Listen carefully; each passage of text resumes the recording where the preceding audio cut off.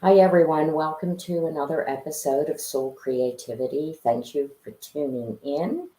And I want to remind everyone to please support the channel by subscribing if you haven't yet. Like videos and share them, please. We can draw more traffic, more people to listen in on these really inspirational um, talks and messaging. And this evening here in the East Coast will be no different. We have a wonderful program and an amazing speaker this week, and that is Kerri Lake. She is one of the firebringers from the documentary that came out 2 months ago. You can find it on my YouTube channel. She brings the fire, and Kerri has some amazing topics to discuss with us, very inspirational. So, welcome, Kerri. I am so glad that you're joining us today. Thank you so much for having me. It's always an honor and a pleasure to share and really like connecting is the most fun thing in the world for me. So thank you for that opportunity as well. Well, we'll be talking about relationships today, so that's a good lead into that. And the topics that we're going to be discussing, they're things that are very important to me and also to you. And I think everyone's going to be inspired and get some really good ideas from what we discussed today. Fantastic. So I'd really like to begin, and maybe this is, I always feel like this is a good place to begin with the heart. And I know you talk about living from the heart, and I'm wondering how you think we might start to do that if someone's feeling like they're not at that place. I don't know if you have any particular practices or it's just awareness, Yeah. how you think about it. Yeah, thank you. Thank you. It is always awareness. It's like living from the heart for the heart. There's often, when we start on a journey of awakening or healing, or even we just know we want something to be different than it is, there's often a tendency to just go straight into the head and look for what's the problem and how do I solve the problem, right? As if my existence is a problem to solve. So when we talk about reorganizing for the heart, the first thing is to just wonder a little bit like, what if I'm actually not a problem? What if life isn't a problem to solve? If it isn't a problem, what else is here? And that question all by itself, well, what else is here? It's not meant to solve all the questions in the world. It's meant to open some space so that I can see more than what a moment ago I thought was the biggest problem in the world, which is my own existence, right? So if I'm not a problem and my existence isn't actually a problem, then what else is here? Right there, I open space for, perhaps my brain and my ego start filling that space with, yeah, but, yeah, but, yeah, but, right? That's an option. But there's another option that you ask this question, what else is here? And that space opens up and you can just remember, you know what? Love exists too. And the things that bring me joy exist too. And me walking through the world bright and light and loving colors and loving seeing the trees and the animals, even loving seeing people walking around doing their best. Everybody's trying to figure out how to do human in a way that works for them. And just create that space by asking, what else is here? And it opens my perception. When I know I'm asking that question from the heart, for the heart, when I know I'm asking what else is here because I want to experience more of the innate love that is here for us, then you can be sure that that's what's going to start showing up in the space you just created, is a greater awareness of the love that we are and the greater awareness of the things that do light me up, right? So it starts with a willingness to explore that that way of being actually exists, and it's actually already part of you. One of the things that I do, just as a reminder, or if I feel like I'm getting too far away from the heart and too much into the head, is just drop my awareness, to my heart for, a few seconds or a few minutes, and it can really help bring you back and remind you. I was thinking of a line from a poem that opens with, something really bad, that's really bad happening in the world. And then it says, but there are also, and, leads to something Yeah. Yeah. very, so that's a good thing to just, if you're seeing something or in your own life, that seems like a big problem. Well, there are also, or there's also, and then fill in. Absolutely. Well, the truth of it is all of the chunky stuff that happens in the world and everything we can look at and say, oh, that's bad and it shouldn't be and that should be, and everything we can pass judgment on. Right. All of that is happening within this greater field of love anyway. And when I'm saying the word love, I'm not talking about like Hollywood, approval that says, oh, I love you because you tick all the boxes or something like that. Love itself is this generative field, this connected field of consciousness that has no judgment, right? So in this field, we can perpetuate all sorts of judgments from the mind and the ego. Or we can, like you said, I love that you said this, we can tell our mind to come to where our body is and, even touch our heart center to remind Mr. Thinky where the body is, right? Yes. Come right back here, because this is where I can feel this field of love. When we're thinking and judging and we're dancing around from the eyebrows up, we're in a land of processing, not feeling. And the body is the instrument of feeling. The mind is not an instrument of feeling. So mind, come to the body. And like you said, even just a few seconds at a time of actual awareness, bringing my mind to where this touch happens, right? And for 10 seconds at a time, let's just play with it. For 10 seconds, let the feeling of that touch be the priority in your awareness, right? Like just take your awareness right there, so that this is what I notice before everything else, for just 10 seconds.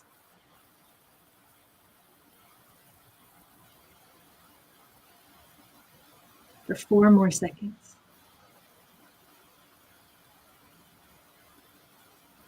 And then just notice what, if anything, is different from 10 seconds ago. You don't have to label it. What would you say? Did For you notice? me, that always slows my breathing down. Mhm. Especially if I'm feeling anxious. Like, I'm always surprised at how quickly that, causes me to slow down. And it also, again, if I'm feeling especially anxious, how that almost feels like little electric currents flying around you or something. Yeah, All of a sudden, that space around me doesn't have that little I love it. teeny anxiety. See, what that does is it makes me available to experience that collective field of love. When I'm processing, I'm pretty occupied someplace that really doesn't have anything to do with me, right?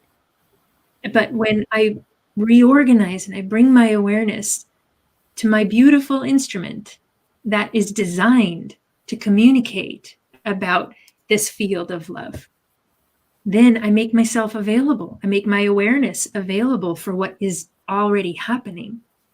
And we can do it just 10 seconds at a time. And what I do want to just toss out there is if you think like, okay, well, I'll try, right? I'll try it for 10 seconds. I would say just don't try, right? But when you're willing to actually have an experience for 10 seconds or a minute, or, eventually you live your whole life that way, right? Mm-hmm. Then you get to have your mind realize, I'm having a new kind of experience. I'm starting to walk through the world in a different way.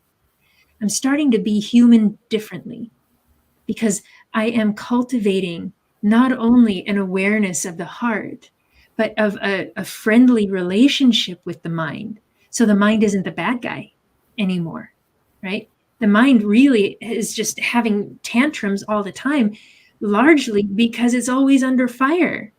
It's always, oh, you suck, and this sucks, and I shouldn't have done that, and oh, the mind is a bad guy, shut up, go away, right?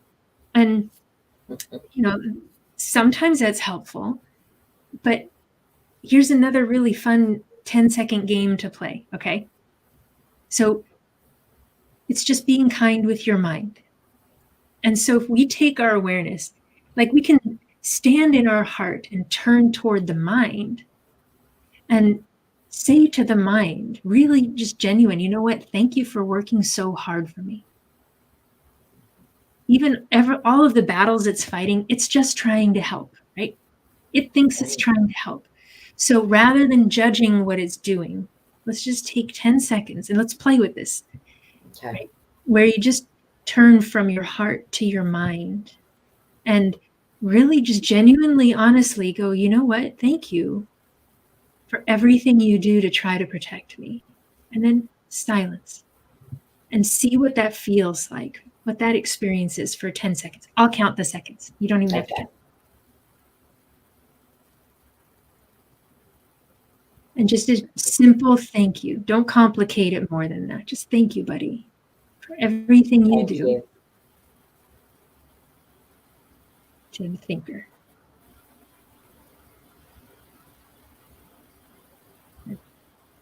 3 more seconds.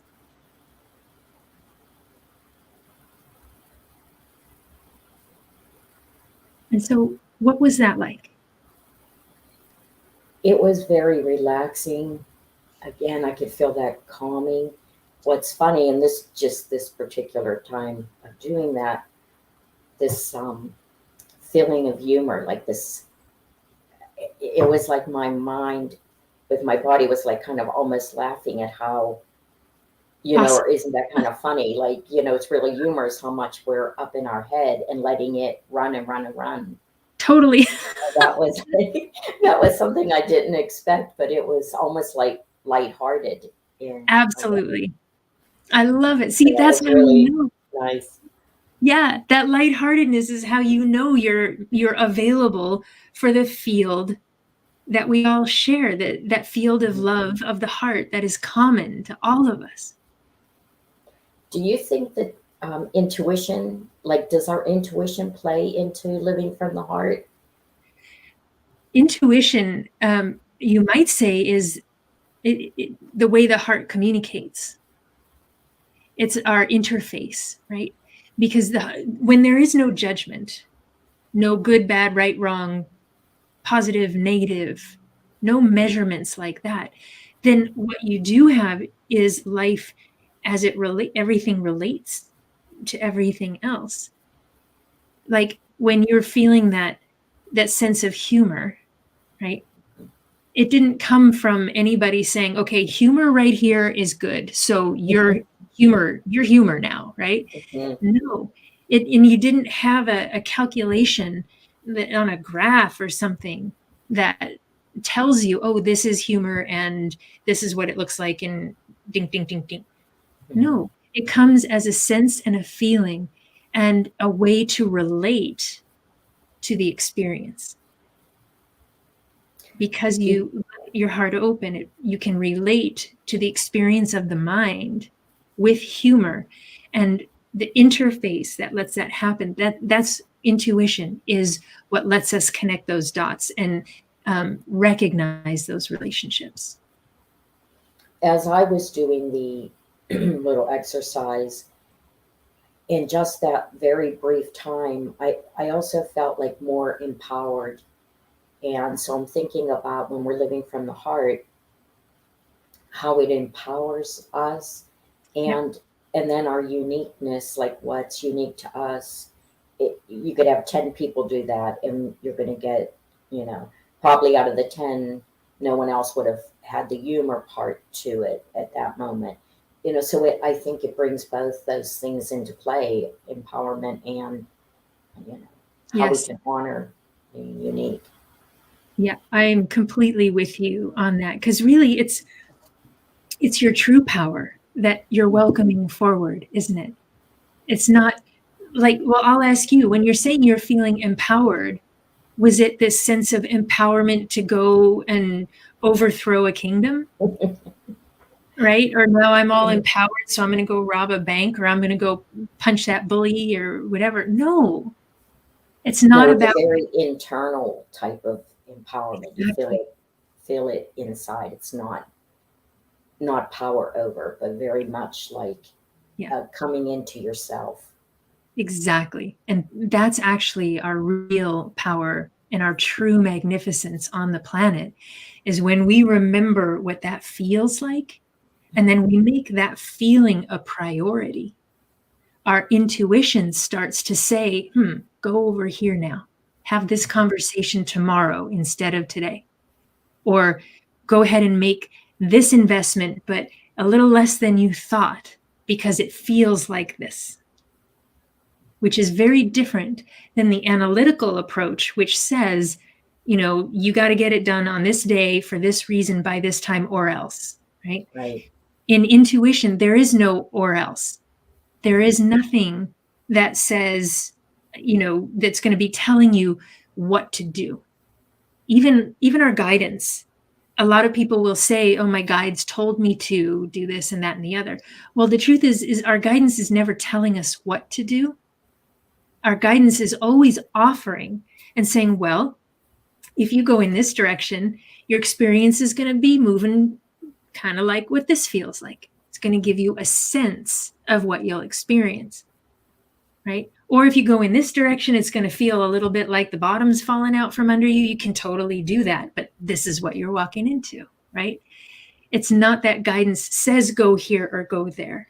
It's guidance reveals options through our intuitive sense with absolute freedom to go whatever direction we'd like to go. Mhm. And, the more we play with connecting with our body and befriending the mind, we make ourselves more available to go in the direction that feels uplifting, that feels like having more than I've ever had before. That feels like I am going to take a chance on everything being crazy awesome, and I'm going to go for it like it can't be taken away from me. What does life feel like when all the good feelings that I'm capable of can't be taken away? Mhm. And I would think, if we do the practices often enough, obviously, you're going to want to go in the direction where you feel better. And it Yeah. might take some training to do that because we're not really conditioned. We are kind of conditioned to be on that high alert all the time. Yeah. And, so Yeah. to think, oh my gosh, I'm okay and everything's okay is not really where most of us grew up spending our time or Oh, our big focus. time. Yeah. Well, and even today, whatever age we're at, if we're little kids right now or teenagers right now or big kids right now, there's a lot of messages out in the world today that are making very strong suggestions that we live in fear.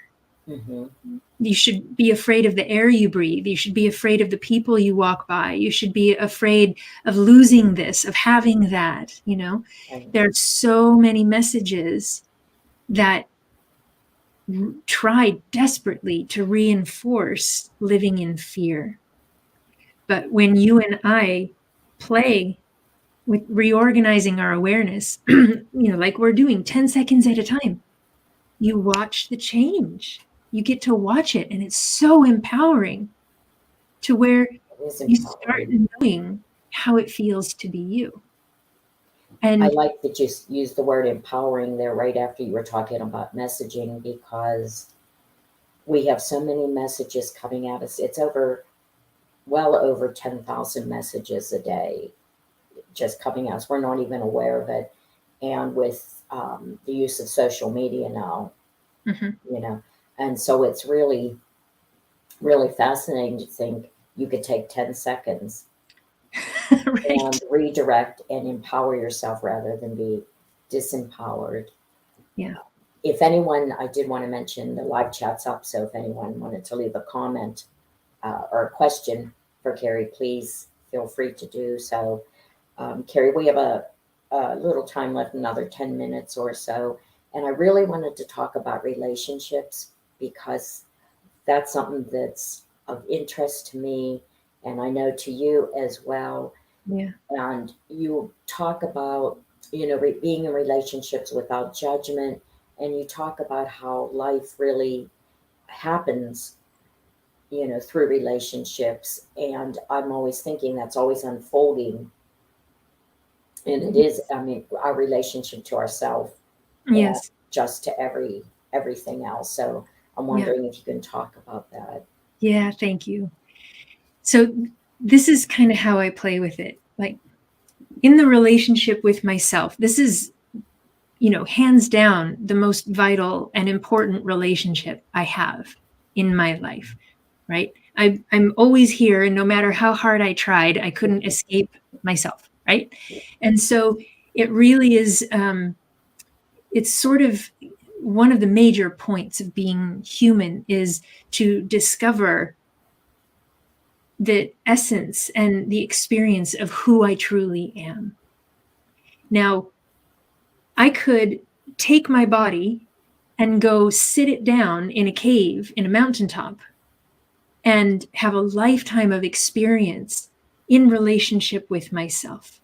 And there are people who do, and they are absolute blessings on this planet in the realm of our collective consciousness, right? They hold a space and share a vibration that really, truly is invaluable for the whole of humanity. So that could be an option. It's not an easy life, but it's an option, right? But because I showed up as Kerri, and I'm not in a cave on a mountaintop, I get the opportunity to take my relationship with myself and interact with others. So it's with family members, with pets and animals in our lives. It's with extended family, with teachers and friends and neighbors and little league, families, and then coworkers and university. When I make a priority of this kindness between the mind, the heart, and the body, and then I take that kindness in and among other people, then what I'm doing is sharing with them who I actually am. That sharing is offering a relationship. It's saying, I would love to interact as myself like this.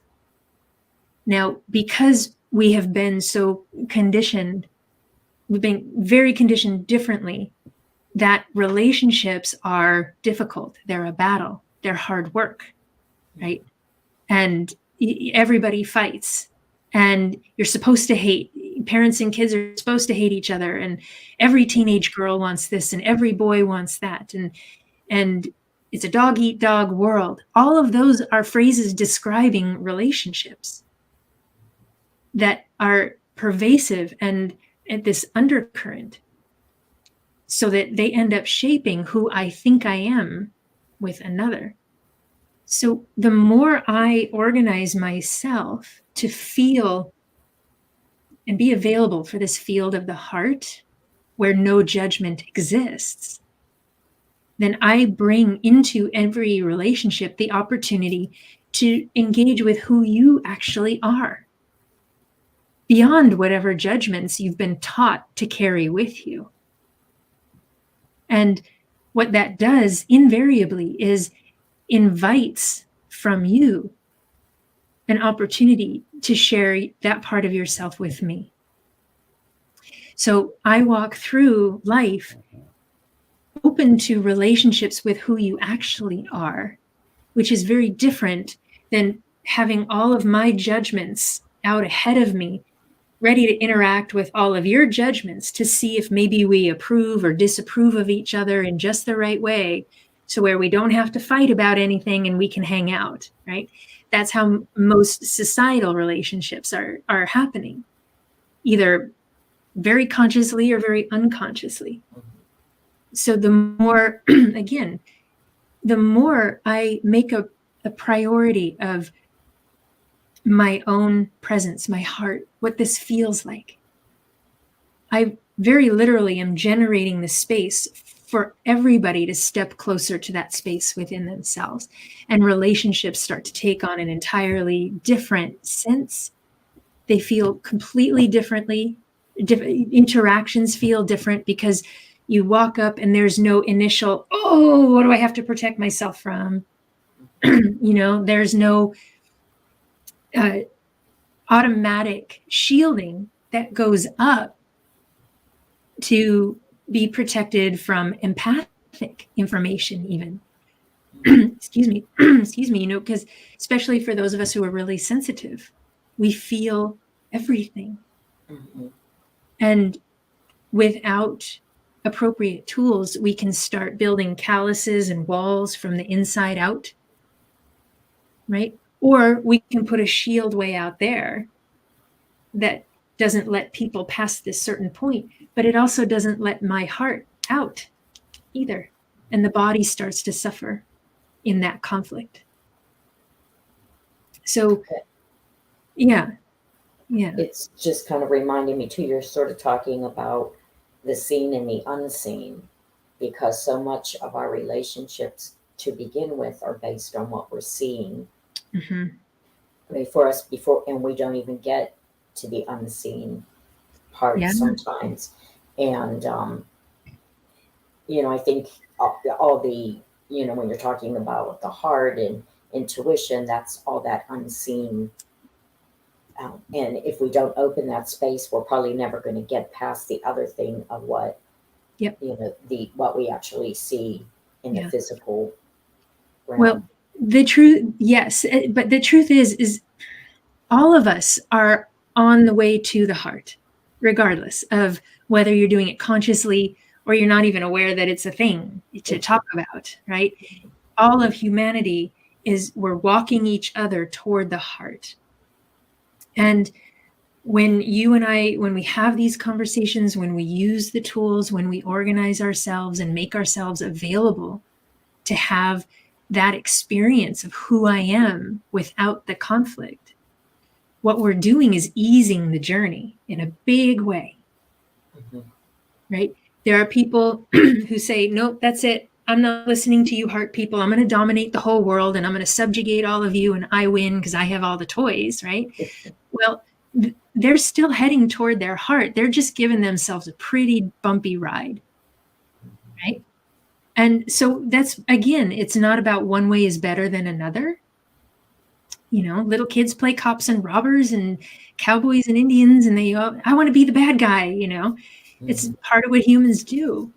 So if we take the judgment out of it for a moment and we just look at, what kind of an experience would I like to have in a body on a planet? I have the option to ease my way and ride some gentle waves. There's always going to be waves, right? But ride some gentle waves with some good tools and a nice community from a relationship with my heart.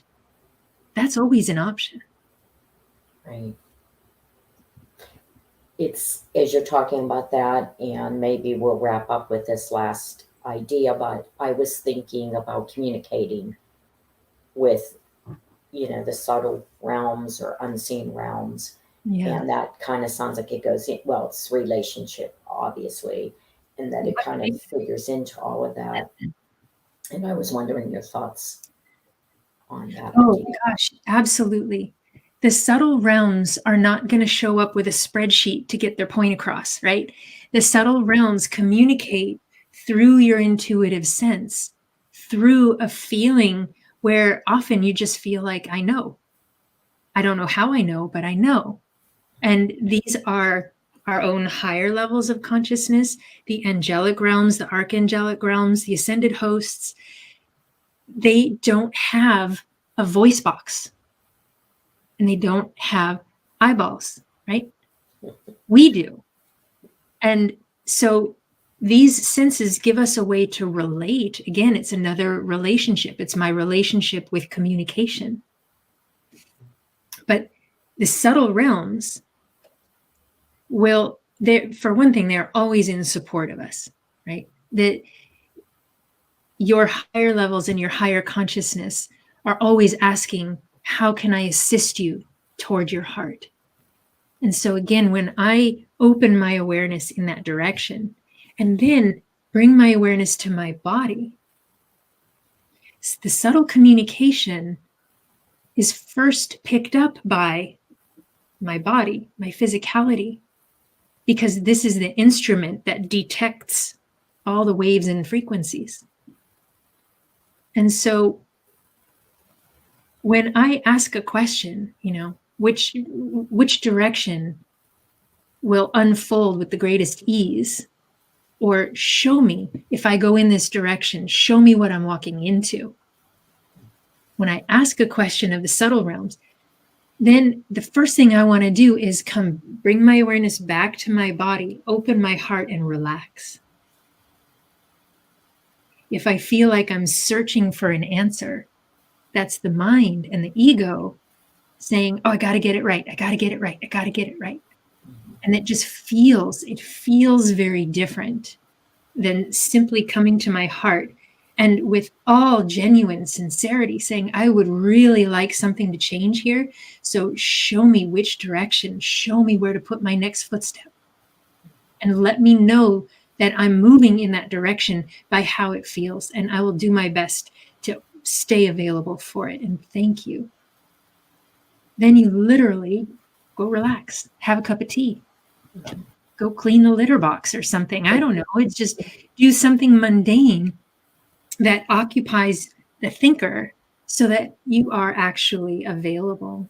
And the subtle realms are always, always, always there, always with us.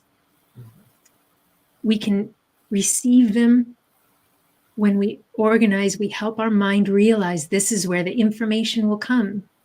It's not going to come up here, bzz, bzz, bzz, bzz, right? It gets translated through the mental workings and through imagination, right? The subtle realms we in a body use imagination as a tool to help translate subtle frequencies, right? So when I get guidance or a sense or a feeling or an intuitive hit, I can take my awareness to that feeling and go, okay, show me more what's actually going on here.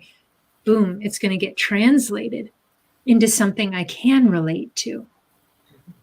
And when I stay organized on the feeling, then whatever presents is going to make a lot more sense. A picture, an image is going to come and be like, oh, I remember what it felt like standing in that field. So I asked this question and then I got this feeling of standing in the field. So how does this feeling relate to my question? Now we're really talking. Now we're really in communication with the subtle realms, intuitively and pragmatically at the same time. That's really beautiful and such a lovely way to operate and to start from that place of empowerment, letting you, and so that you don't feel like every step you make is the wrong step. Yep. Or you're second guessing yourself. You may have gotten the feeling and then you walk towards that. But if you don't know how to discern between the two or do those practices, then 5 minutes later you're already going like, oh my gosh. Yeah, totally. What was I thinking? yeah.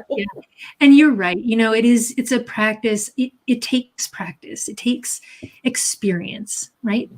And this is why I love playing the 10-second games, because you can have just a little bit of experience that doesn't scare yourself, right? And you just build up your experiences to go, you know what? I really am okay. you know what? This is okay. And maybe you get laughter like you got, like, oh my God, look how seriously we take ourselves. This is silly. Okay, what would I actually love to create now? You know, Right. it really gets so much more fun. It's so natural. It's how we were designed, how we are designed, and the rest of it, you know, there's use to check, you know, balancing your checkbook and making sure you don't walk in front of a bus and stuff like that. But real life and real relationships happen from the heart, for the heart, and the rest is details. Well, that really is beautiful. And I think anyone listening in or listening later is going to get a lot out of what we talked about today and what you had to say, the little practices. You know, surely we can all fit in 10 seconds here and there to get started. So Give it a try. that's really helpful. Um, and I want to thank you so much for joining today, Kerri. And we'll have to have you back because there are just so many directions that we could still talk about. Yeah. So I want to remind everyone that underneath the video that you can contact, there's contact information for both me and Kerri. So if you're looking for a way to reach out to Kerri, look under there. I have your website. If you want to add anything else, Kerri, you're welcome to. Website's the best way. Yep. Right. So keep that in mind if you're watching. And then next Thursday, I hope you'll join in. Silka is going to be here, and we're going to have another interesting group of topics. So I hope everyone will join in. Again, thank you, Kerri, and please come back and visit us again. Thank you. Bye, Thanks. everyone. Bye.